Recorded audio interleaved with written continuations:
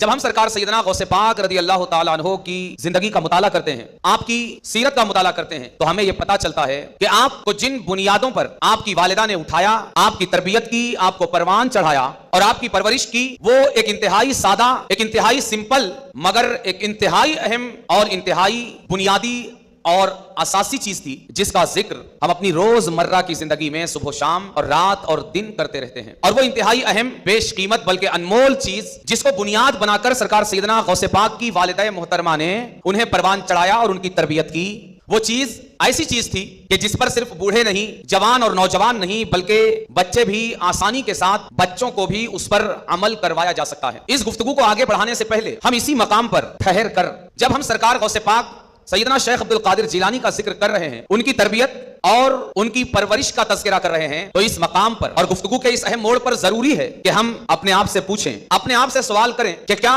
हमने कोई प्लान, कोई प्रोग्राम अपने बच्चों की तरबियत, उनकी तालीम और उनकी परवरिश के लिए, उनको एक अच्छा इंसान बनाने के लिए, एक जिम्मेदार शहरी बनाने के लिए, आकाए करीम सल्लल्लाहु अलैहि वसल्लम का एक नेक उम्मती बनाने के लिए और अल्लाह तबारका व तआला का एक सच्चा और मुखलिस बंदा बनाने के लिए क्या हमने कोई प्रोग्राम सेट किया है? खुशनसीबी से यह गुफ्तगू जिस महफिल में हो रही है, इस महफिल में मेरे सामने इस उम्मत की माएं और बहनें ही बैठी हुई हैं कि उमूमी तौर पर ज्यादातर हमारे मुआशरे में बच्चों की तालीम और तरबियत, उनकी परवरिश और पर्दाख्त की ज्यादातर जिम्मेदारी इन्हीं के कंधों पर है।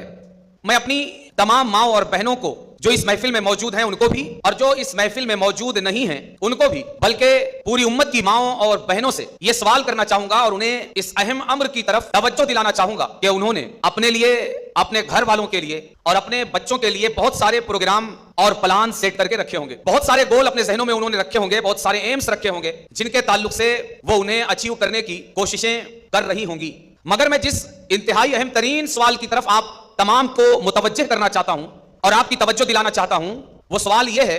कि तमाम मकासिद और तमाम गोल्स के दरमियान बच्चों के खाने पीने के ताल्लुक से, उनके पहनने ओढ़ने के ताल्लुक से, उनकी शादी ब्याह के ताल्लुक से, उनके कारोबार, उनकी मुलाजमत, उनकी तिजारत, उनकी नौकरी के ताल्लुक से आपने शायद बहुत कुछ सोच रखा होगा, लेकिन मैं आपसे यह अर्ज करना चाहता हूं और यह पूछना चाहता हूं कि इन तमाम चीजों से पहले क्या आपने अपने इन बच्चों के लिए, जो आपकी शफकत भरी आगोश में किलकारियां ले रहे हैं, आपकी गोद में परवान चढ़ रहे हैं, आपके घर की चार दीवारी जिनकी मुस्कुराहटों से बागो बहार बनी हुई है, जिनकी मुस्कुराहटों से आपका घर चमन दर चमन और रोशनियों की आमाजगाह बना हुआ है, क्या आपने इन अपने नौनिहालों के लिए, अपने इन बच्चों के लिए दूसरी प्लानिंग्स और प्रोग्रामिंग्स के साथ साथ इनकी तालीम और तरबियत के हवाले से भी कोई प्लान सेट किया है और कोई प्रोग्राम बनाया है?